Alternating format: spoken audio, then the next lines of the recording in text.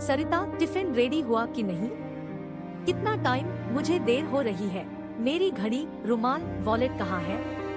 आनंद जोर जोर से चिल्ला रहा था। पारुल जी बड़ी बड़ी आंखें करके अपने बेटे यानी रोहन की तरफ देख रही थी।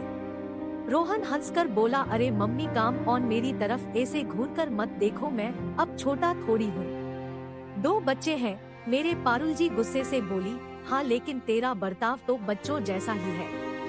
आनंद फिर हंस दिया और बोला, मम्मी आप भी ना। पारुल जी काफी लंबे समय से यह सब देख रही थी। उनको लगने लगा था कि शायद उनसे रोहन का पालन पोषण करने में कोई कमी रह गई है। वह सोचते सोचते भूतकाल में गुम हो गई। घर मतलब जेल, घर की महिला की रत्ती भर भी कीमत नहीं। यह सब देखते देखते रोहन बड़ा हुआ। जैसे जैसे बड़ा हुआ मैंने उसे क्या कुछ नहीं सिखाया। खुद के काम खुद ही करना चाहिए। कभी अकेला रहना पड़े तो कुछ साधारण सा खाना पकाना आना चाहिए। अपने से छोटे बड़े सबको मान देना चाहिए, खासकर महिलाओं को। फिर भी ये क्यों इस तरह से बर्ताव करता है? सरिता को तो कभी भी कुछ भी बोल देता है। घर की लक्ष्मी है वह। मैं अब क्या करूं इसका? अपने ऐसे इन विचारों में वो खोई हुई थी कि तभी उनकी बचपन की सहेली सुशीला आई। सुशीला उनकी सिर्फ नाम की दोस्त नहीं थी, पक्की वाली दोस्त थी। पारुल का चेहरा देखकर ही सुशीला ने भांप लिया कि कुछ तो गड़बड़ है। सुशीला तुरंत बोली, पारुल कल पूरा दिन तुम मेरे यहाँ आओगे, ठीक है? हमने काफी समय से एक दूसरे से ठीक से बातें नहीं की है। सरिता ने भी उनका पक्ष लेते हुए कहा, आंटी जी ले जाइए मम्मी जी को अपने साथ। बाबा को गए हुए 3 महीने हो गए हैं, लेकिन मम्मी जी घर से बाहर ही नहीं गई। मम्मी जी आप सचमुच थोड़ा बाहर हो आइए, आपको सच में अच्छा लगेगा। आंटी जी आज आप यहाँ रुकेंगे क्या? हम बनाते हैं ना एक बढ़िया सा प्लान। सुशीला तुरंत तैयार हो गई। शाम को बढ़िया सा पाव भाजी बनाने के बाद सारा काम खत्म करके सरिता भी सबके साथ पत्ते खेलने के लिए बैठी। सुशीला आंटी सरिता को बोली, अब तू भी कुछ शुरू कर। इतनी अच्छी खासी पढ़ी लिखी है, घर में मत पड़ी रह। घर के काम कितना भी कर लो, किसी को उनकी कीमत नहीं होती। सरिता अपने आंखों के आंसू छुपाते हुए चेहरे पर झूठी मुस्कान के साथ हाँ बोली। पारुल जी ने इस बात को आगे बढ़ाते हुए कहा, चित्र तूने मेरे मन की बात कह दी। सरिता बेटा तुम सच में कुछ सोचो। तब तक आनंद ऑफिस से लौट आया। सरिता तुरंत उठकर उसे पानी देने के लिए गई। सबको पाव गर्म करके देते देते उसे थोड़ी देर लग गई। चित्र आंटी ने रोहन को हंसते हंसते कहा, सरिता को तुम अब पाव गर्म करके दे दो। आंटी ने कहा था इसलिए रोहन ने पाव गर्म करके दे दिया। फिर से गपशप शुरू हुई। आज पिताजी के जाने के बाद पहली बार माँ इतनी खुश है, यह देखकर दिल खुश हुआ।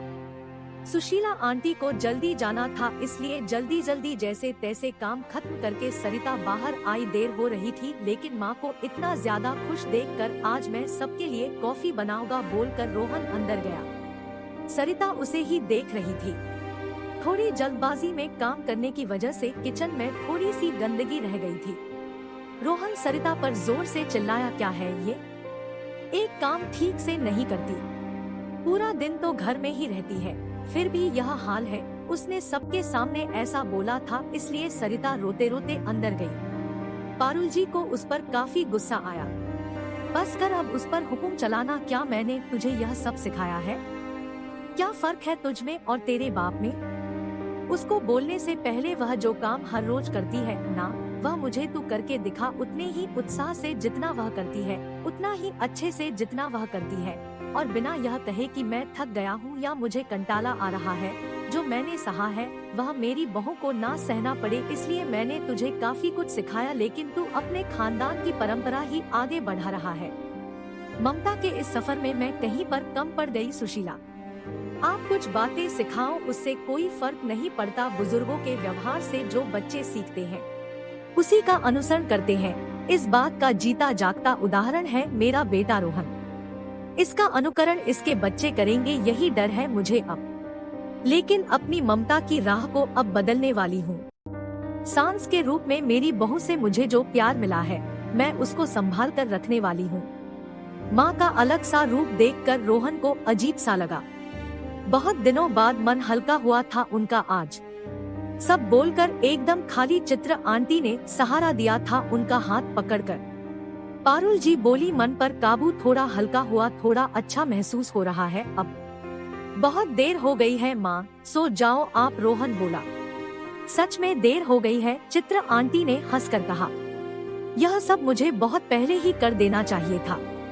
सरिता बेटा जरा बाहर आना। पारुल जी की आवाज सुन सरिता बाहर आई। सरिता, तुम शादी के बाद नौकरी करना चाहती थी ना? लेकिन पुरुष प्रधान हमारे इस घर में महिलाओं को हमेशा कम ही देखा गया। इसको मैं बदल सकूं इसलिए मैंने अपनी परवरिश के दौरान काफी कोशिश की, लेकिन कहीं कमी रह गई या कारण खानदान का असर। लेकिन अब बहुत हुआ, मैं यह सब अब बदल कर रख दूंगी। तुम नौकरी करो, तुम आगे पढ़कर पीएचडी करना चाहती थी ना, वह भी करो। मैं तुम्हारे साथ खड़ी हूँ। और रही बात घर के कामों की, तो जब तुम नौकरी करोगी तो सब अपने काम खुद करेंगे।